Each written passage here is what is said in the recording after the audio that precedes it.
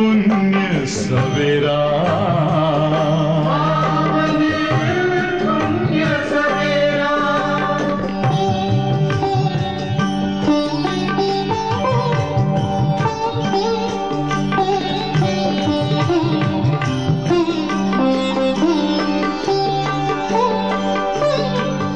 तुम हो कौन, कहाँ से आए, अपने आप को जानो,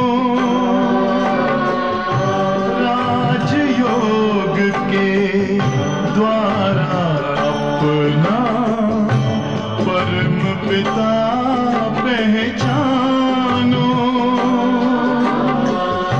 इसी राजपथ पर चलकर तुम पालो अपना बसेरा।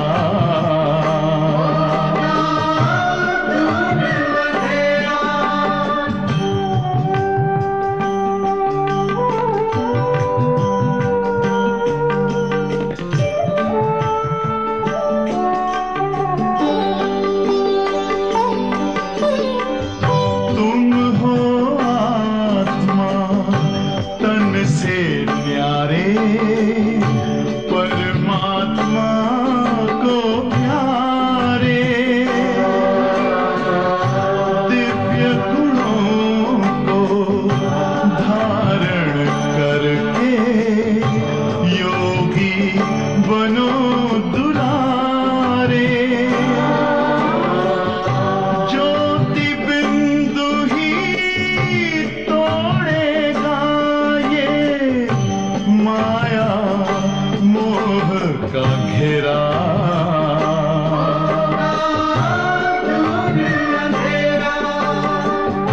अंतर मन में ज्योति जगा लो, होगा दूर अंधेरा।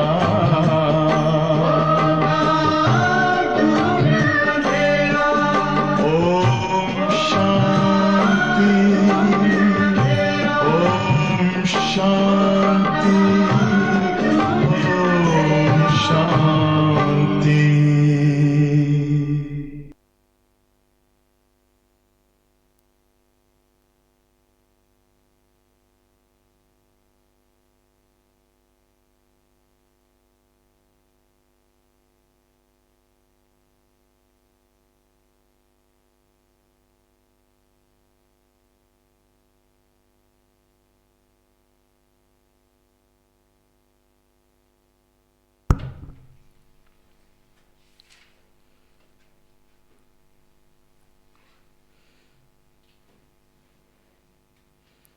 ओम शांति।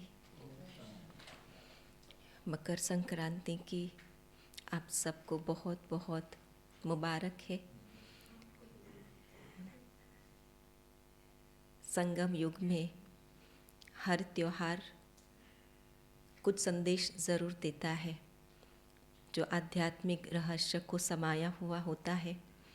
और इसलिए आप जब सामने देखते हैं तो 4 स्लोगन लिखा है जो बाबा ने हम ब्राह्मण बच्चों को एक फाउंडेशन के रूप में पुरुषार्थ दिया है कि और कोई पुरुषार्थ अगर नहीं कर सकूं तो कोई बात नहीं, लेकिन केवल ये 4 बात को अगर हम अपने जीवन में धारण कर लेते हैं तो जो आज का जो त्योहार है, जो पतंग चढ़ाने का, तो वो ऊंची अवस्था आत्मा की कैसे हो सकती है उसका एक प्रमाण है, उसका एक फाउंडेशन है कि ये पतंग आत्मा को अपनी ऊंची स्थिति पर ले जाने के लिए हमें वो संदेश देता है कि हम डबल लाइट रहे।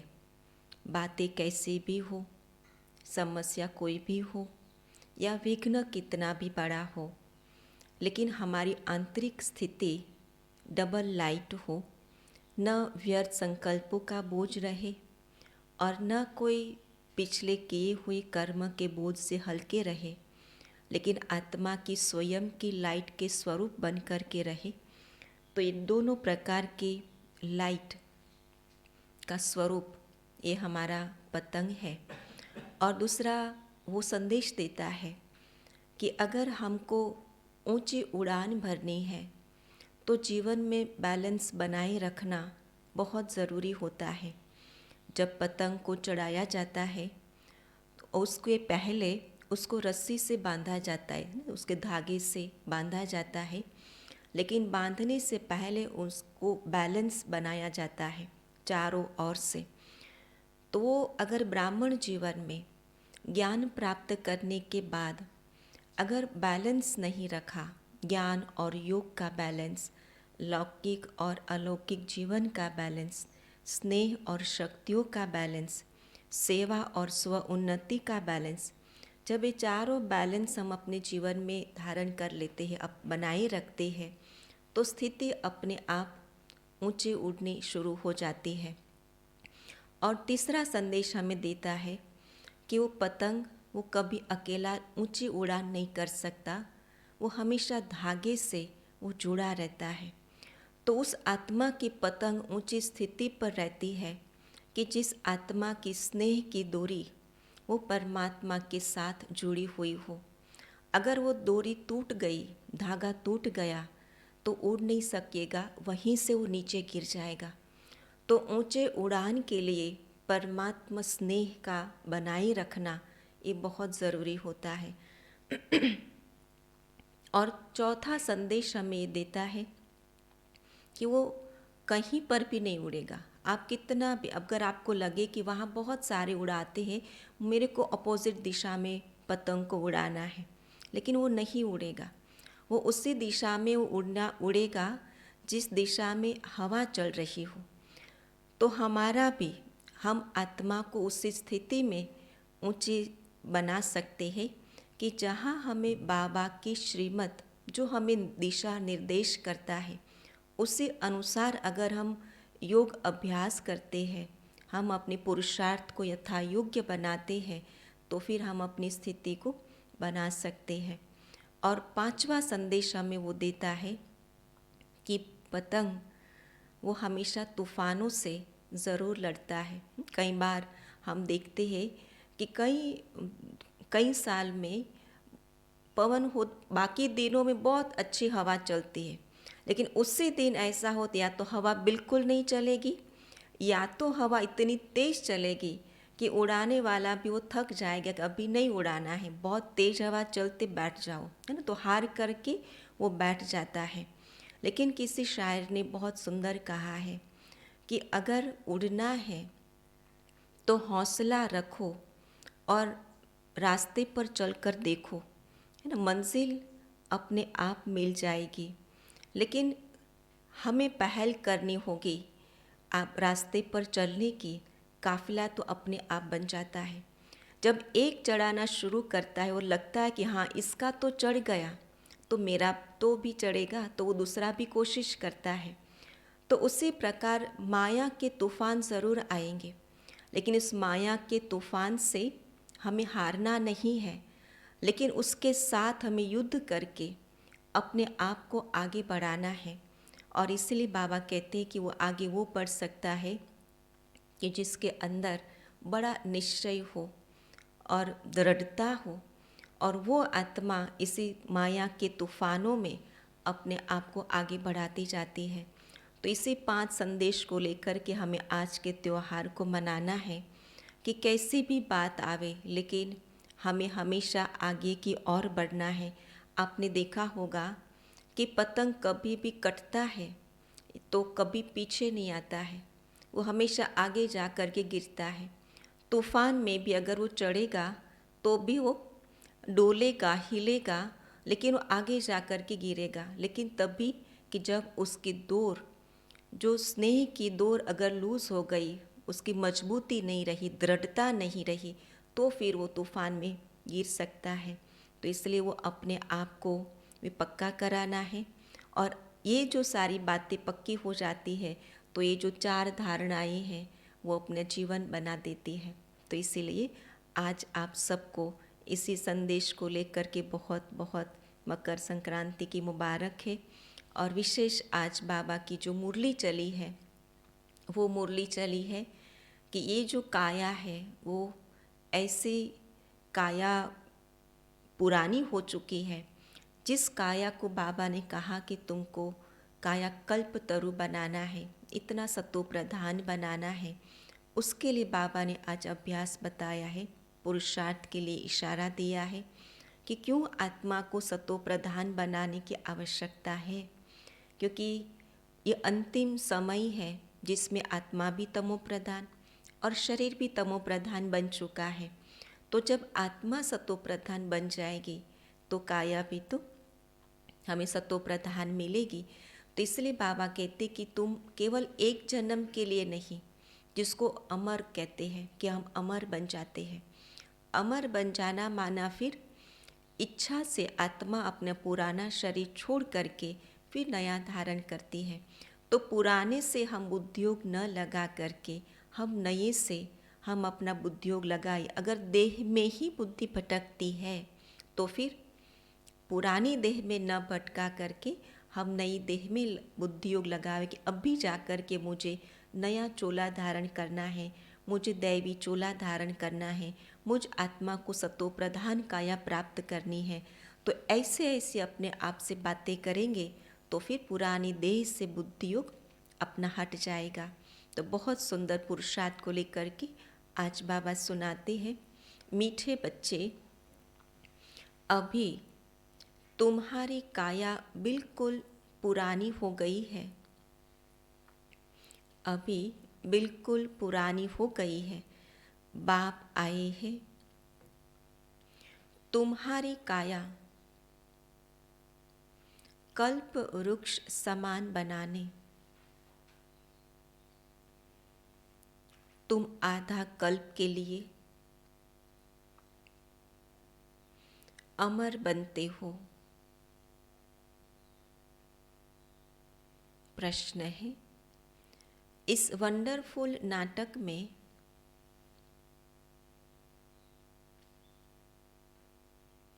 कौन सी बात बहुत ही समझने की है?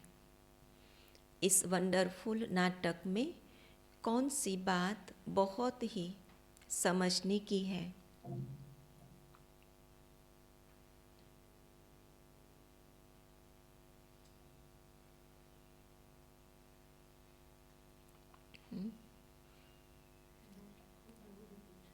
ये नाटक हो बहु रिपीट होता है। एक का पार्ट दूसरे से मिल नहीं सकता है ना। कितना भी आप कोशिश करो कि मुझे उनके जैसा बनना है, लेकिन आप नहीं बन पाएंगे। आप एक यूनिक हो, वो भी संसार में यूनिक है। तो बाबा ने आज कहा, इस नाटक में जो भी एक्टर्स हैं उनका चित्र केवल एक बार ही देख सकते, फिर वही चित्र 5000 वर्ष के बाद देखेंगे।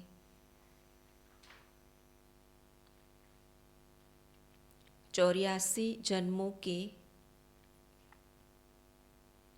84 चित्र बनेंगे।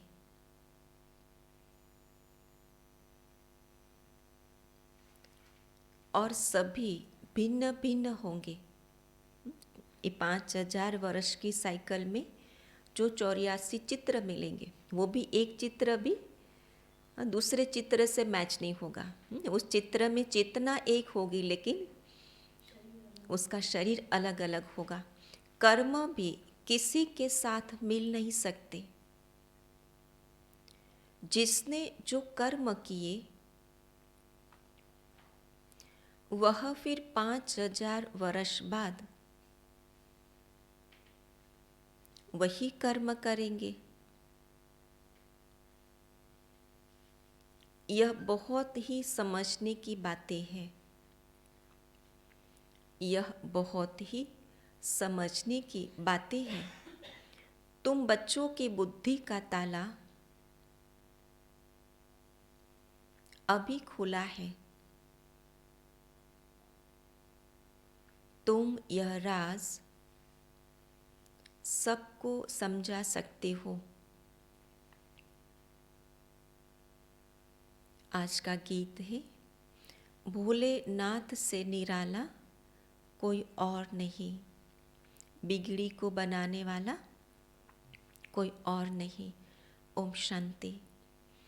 भोलानाथ सदैव शिव बाबा को कहा जाता है, शंकर को नहीं कहा जाता। कभी कोई मंदिर में जाकर कभी कहा, शिव के मंदिर में जाकर हरे भोलेनाथ बरदो जोली, है ना, शंकर के सामने नहीं कहते। वह तो विनाश करता है और शिव बाबा स्थापन करते हैं। यह तो जरूर है कि स्थापना स्वर्ग की और विनाश नरक का करेंगे। तो ज्ञान सागर भोलानाथ शिव को ही कहेंगे। अब तुम बच्चे तो अनुभवी हो, जरूर कल पहले भी शिव बाबा आया होगा और अब आया है ज़रूर। ये अभी एक ज्ञान का तीसरा नेत्र खुला है, तो ये अभी बात स्पष्ट बुद्धि में बैठी हुई है कि कल पहले भी बाबा आया हुआ था और अभी भी ज़रूर आया है, जो हमें 84 जन्मों का राज समझा रही है। उनको आना ज़रूर है, क्योंकि नई मनुष्य सृष्टि को रचना है। रचयिता तो एक है ना, बाकी सारी संसार की तो उनकी रचना है। तो रचयिता को एक बार आना पड़े, जब उसकी रचना पुरानी हो जाए उसकी नई बनाने। तो इस ड्रामा के आदि मध्य अंत का राज बताना है, इसलिए ज़रूर यहाँ आना है। सूक्ष्म वतन में तो नहीं बताएंगे, सूक्ष्म वतन की भाषा अलग है, मूल वतन में तो भाषा है नहीं। और यहाँ है टॉकी, है ना, समझ कैसे सके। अगर बुद्धि इतनी दिव्य हो, बुद्धि स्पष्ट हो, तो इशारे की भाषा समझ में आवे। लेकिन अभी तो बुद्धि ही तमो प्रधान है, तो इशारे से काम नहीं चलता। जैसे कल भी बाबा ने कहा था ना कि प्रेरणा से कैसे काम चलेगा, है ना, कैसे समझ में आवेगा। तो इसीलिए जहाँ टॉकी है तो वहाँ उनको आना पड़े और आकर के वो शिक्षा देवे। तो शिव बाबा ही बिगड़ी को बनाने वाला है।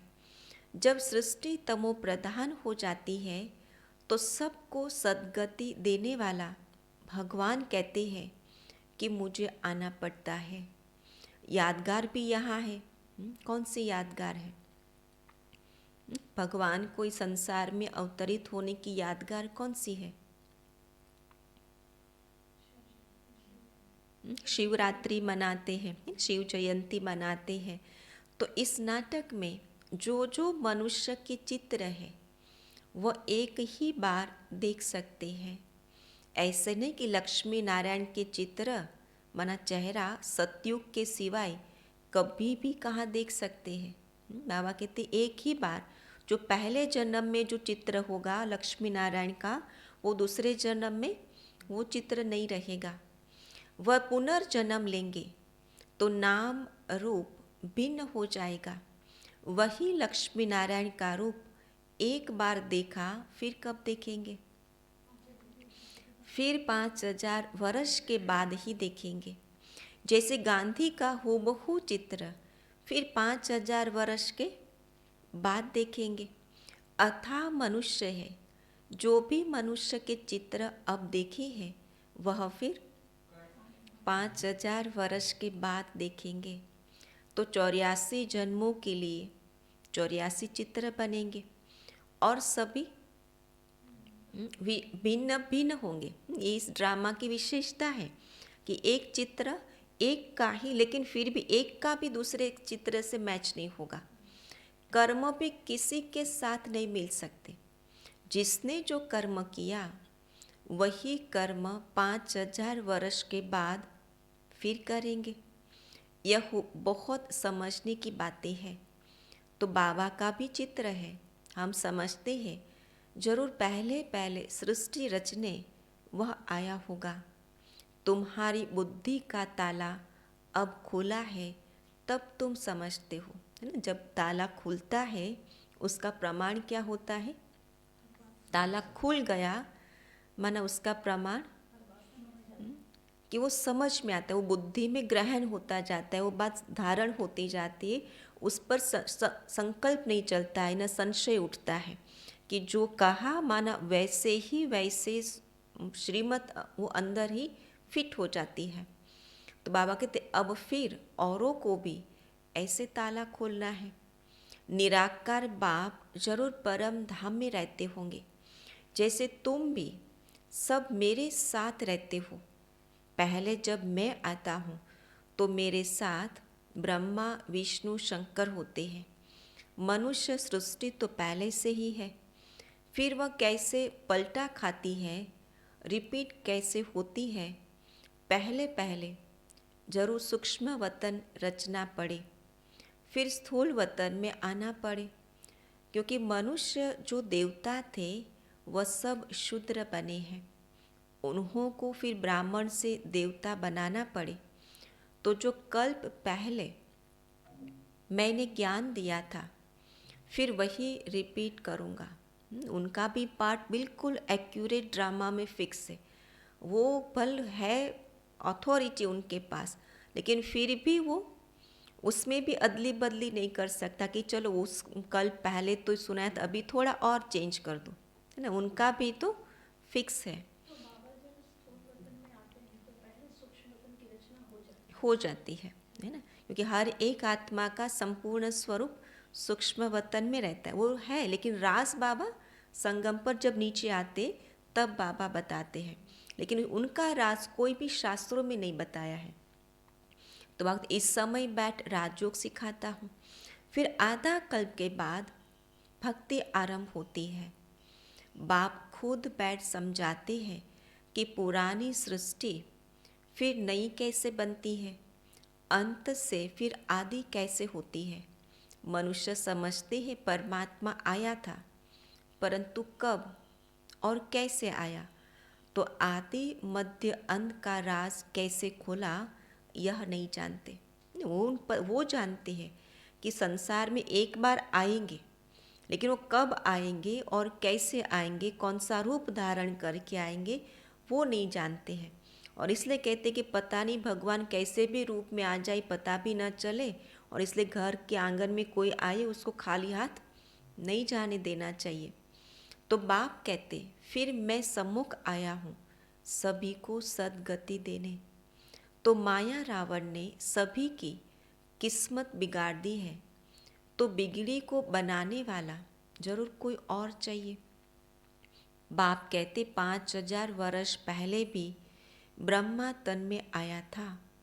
मनुष्य सृष्टि जरूर यहाँ ही रची है, यहाँ आकर सृष्टि को पलटाए काया कल्प वृक्ष समान बनाते हैं। अब तुम्हारी काया बिल्कुल पुरानी हो गई है। कैसी है? बिल्कुल जड़जड़ीभूत।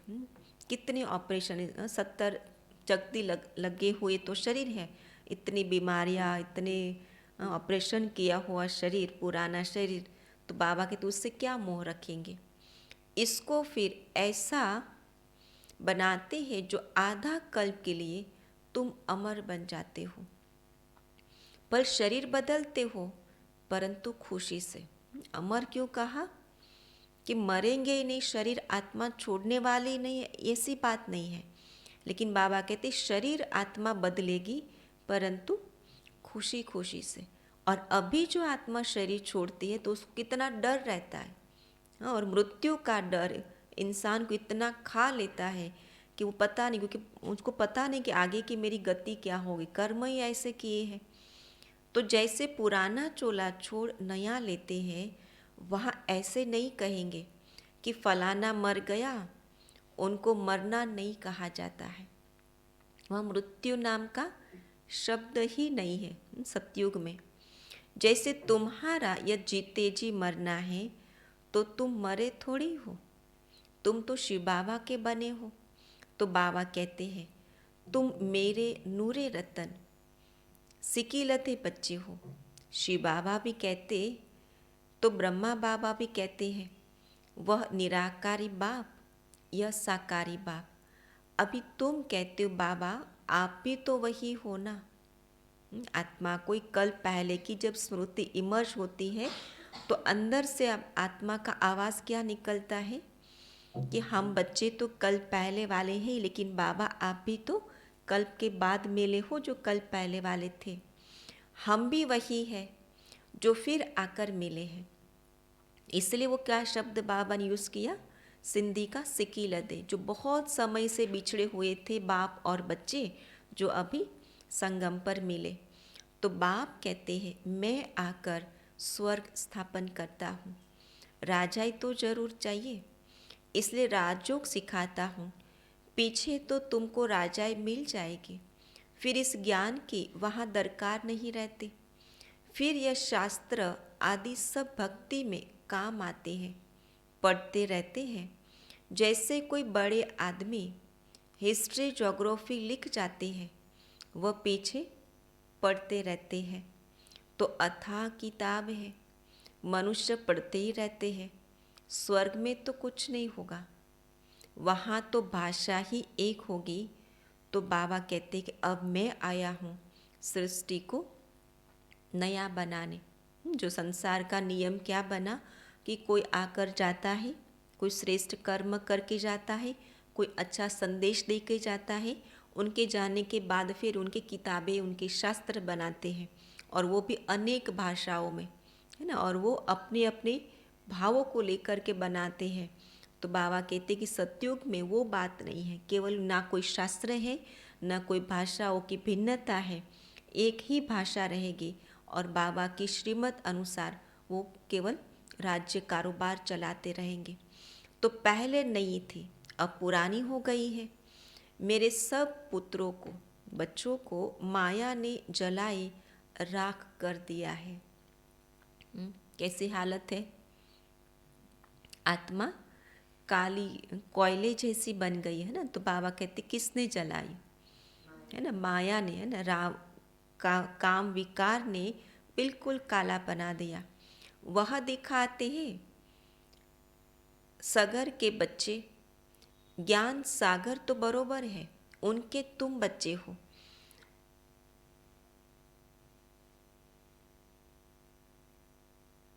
भल बच्चे तो वास्तव में सभी हैं, परंतु तुम बच्चे अब प्रैक्टिकल में गाए जाते हो, तुम्हारे कारण ही बाप आते हैं।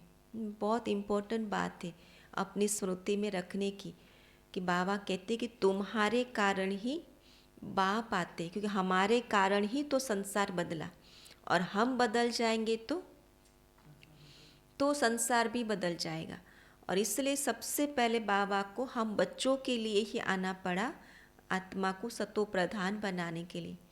कहते मैं आया हूँ फिर से तुम बच्चों को सुरजित करने, जो बिल्कुल काले पत्थर बुद्धि हो गए हैं, उनको फिर से आकर पारस बुद्धि बनाता हूँ। तुम जानते हो इस ज्ञान से हम पारस बुद्धि कैसे बनते हैं। जब तुम पारस बुद्धि बन जाएंगे, तब यह दुनिया भी पत्थर बुद्धि से बदल पारस पूरी बन जाएंगे। पत्थर पूरी से बदल पारस पूरी बन जाएंगे। तो सारी सृष्टि का आधार किस पर हुआ? हम बच्चों के ऊपर सारा आधार है। और इसलिए ब्राह्मणों को कल्प वृक्ष में कहाँ दिखाया? जड़ों में दिखाया, क्योंकि सारे वृक्ष का आधार वो जड़ें हैं। आधार और उद्धार मूर्त उस इसलिए कहा गया है, जिसके लिए बाबा पुरुषार्थ कराते रहते हैं। तो बाबा को जरूर मनुष्य सृष्टि रचने के लिए यहाँ ही आना पड़ेगा ना। जिसके तन में आते हैं उन द्वारा मुख वंशावली बनाते हैं, और इसलिए ब्रह्मा मुख वंशावली ब्रह्मा कुमार और ब्रह्मा कुमारी कहलाए। तो यह हो गई माता। कितनी गुह्य बात है ना, कितनी गहरी और रमणीकता से बाबा इस सिंपल करके हम बच्चों को समझाते हैं। है तो यह मेल, इनमें बाबा आते हैं।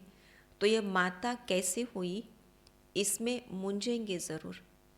तुम सिद्ध कर बताते हो कि यह माता पिता ब्रह्मा सरस्वती दोनों कल्प वृक्ष के नीचे बैठे हैं, राजयोग सीख रहे हैं, तो जरूर उन्हों का गुरु चाहिए।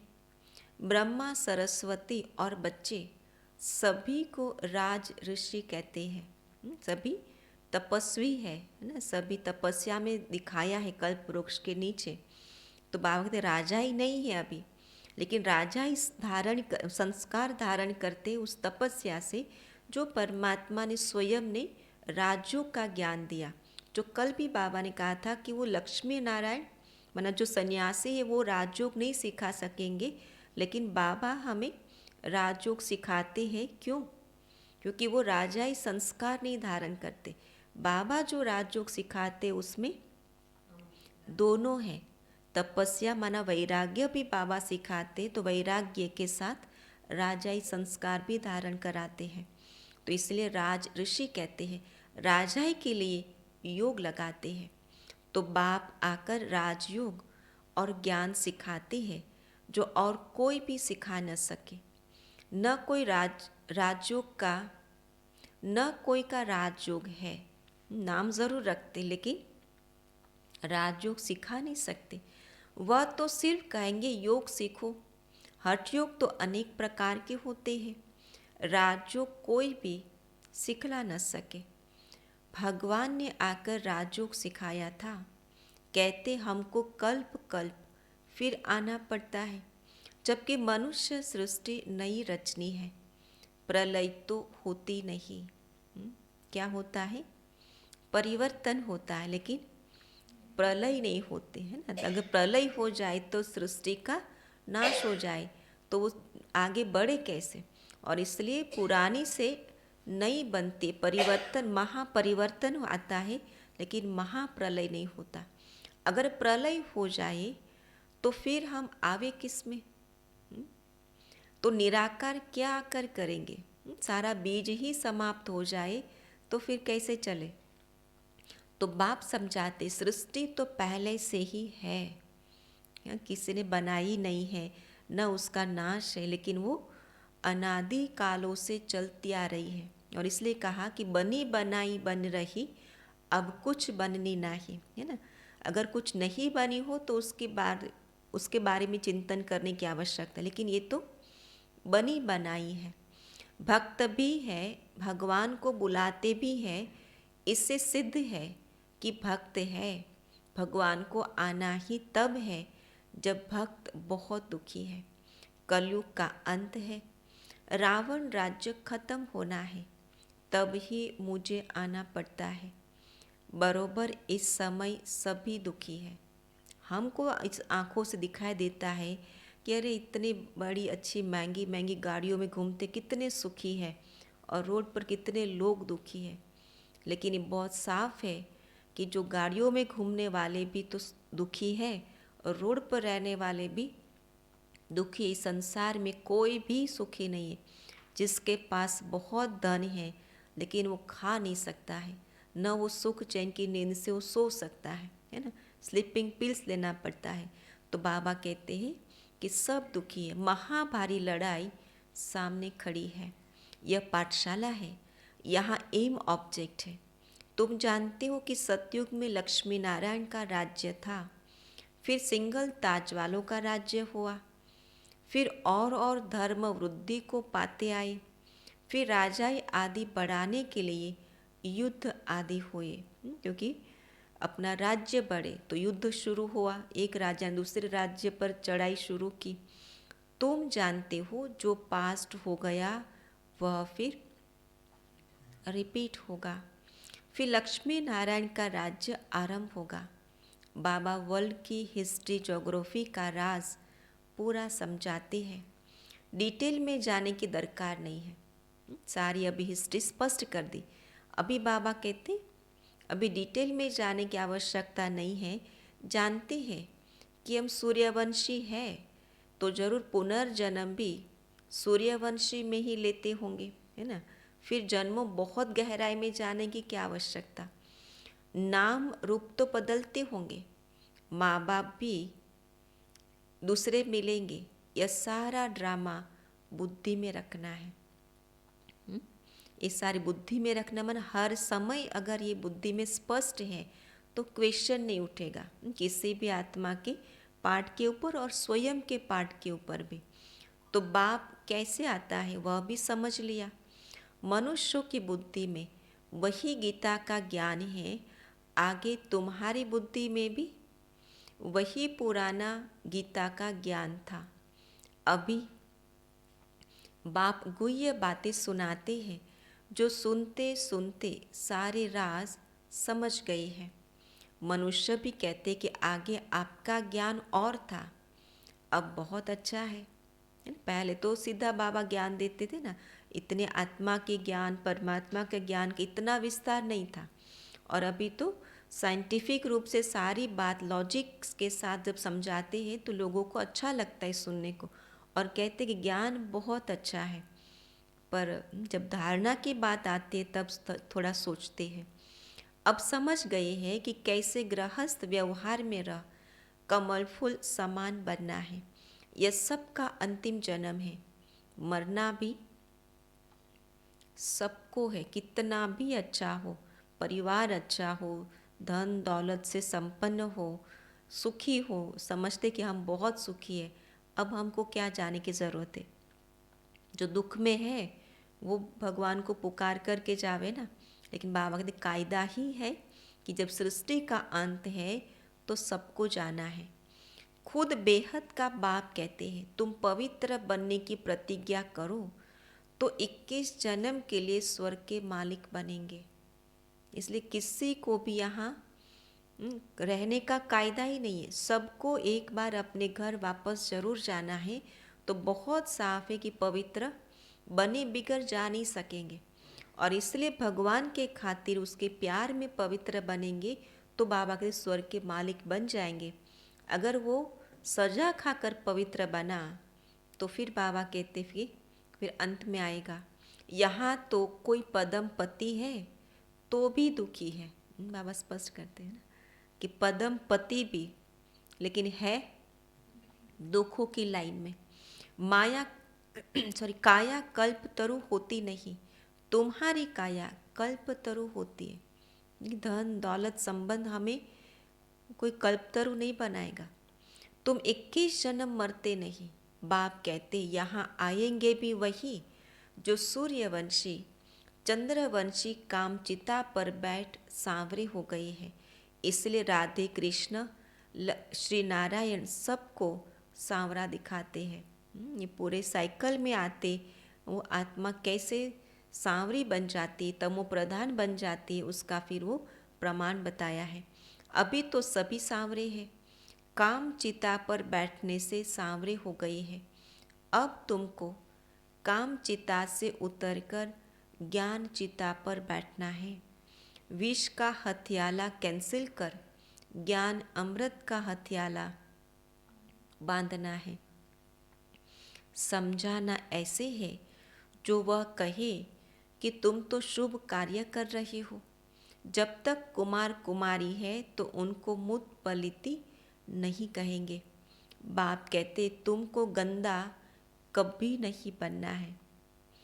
आगे चलकर ढेर आएंगे, कहेंगे यह बहुत अच्छा है। ज्ञान चिता पर बैठने से तो हम स्वर्ग के मालिक बनेंगे। अक्सर ब्राह्मण ही सगाई कराते हैं। राजाओं के पास भी ब्राह्मण रहते हैं, उन्हों को राजगुरु कहते हैं। आजकल तो सन्यासी भी हथियाला बांधते हैं। तुम जब यह ज्ञान की बातें सुनाते हो तो लोग बहुत खुश होते हैं, झट राखी भी बंधवा लेते हैं। फिर घर में झगड़ा भी होता है। कुछ सहन तो जरूर करना पड़े। तुम हो गुप्त शिव शक्ति सेना, तुम्हारे पास कोई हथियार नहीं। देवियों को बहुत हथियार दिखाते हैं। यह सब है ज्ञान की बातें, जो तलवार दिखाते हैं, ढाल दिखाते, तो बाबा के ते सारे ज्ञान के अस्त्र शस्त्र है, जिसके आधार से हमें विकारों के ऊपर, आसुरी स्वभाव संस्कार के ऊपर जीत प्राप्त करना है। तो यहाँ है ही योग बल की बातें। तुम योग बल से विश्व की बादशाही लेते हो।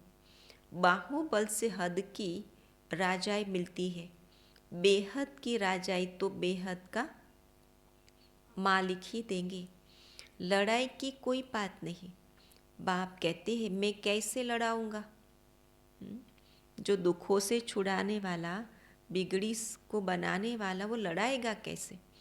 मैं तो लड़ाई झगड़ा मिटाने के लिए आया हूँ, फिर इनका नाम निशान भी नहीं रहता। तब तो परमात्मा को सब याद करते हैं, ऐसे थोड़ी याद करते। जब वो लड़ाई झगड़ा दुख कलह कलेश से हमको मुक्त किया था, तभी तो उनको याद किया।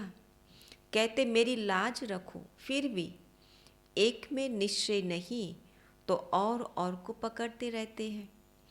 कहते हमारे में भी ईश्वर है, फिर अपने में भी विश्वास नहीं रखते, गुरु करते।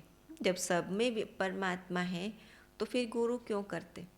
तो स्वयं परमात्मा में ही तो विश्वास नहीं रहा। जब तुम्हारे में भगवान है तो गुरु क्यों करते हो? यहाँ तो बात ही न्यारी है। बाप कहते कल पहले भी मैं ऐसे ही आया था जैसे अब आया हूँ। अब तुम जानते हो कि रचता बाप कैसे बैठ रचना करते हैं, यह भी ड्रामा है। जब तक इस चक्र को नहीं जाना तब तक कैसे जाने कि आगे क्या होना है। कहते ये कर्म क्षेत्र है, हम निराकारी दुनिया से पाठ बजाने आए हैं। अगर ये ड्रामा के राज को समझ लिया तो अंदर से क्या आत्मा का जवाब मिलेगा कि जहाँ पर हम हैं वो मेरे लिए कर्म क्षेत्र है। केवल मैं आत्मा इस शरीर के माध्यम से पाठ बजा रही हूँ। तो तुमको सारे ड्रामा के क्रिएटर डायरेक्टर का मालूम होना चाहिए। हम सब एक्टर्स तो जान गए हैं कि यह ड्रामा कैसे बना हुआ है, यह सृष्टि कैसे वृद्धि को पाती है। जबकि अब कलयुग का अंत है तो जरूर सतयुग स्थापन होना चाहिए। जब रात का अंत होता है तो साफ है कि सवेरा आता है। तो बात जब कलयुग का अंत है तो ये साफ है कि सतयुग जरूर स्थापन होना चाहिए। इस चक्र की समझाने बिल्कुल ठीक है। जो ब्राह्मण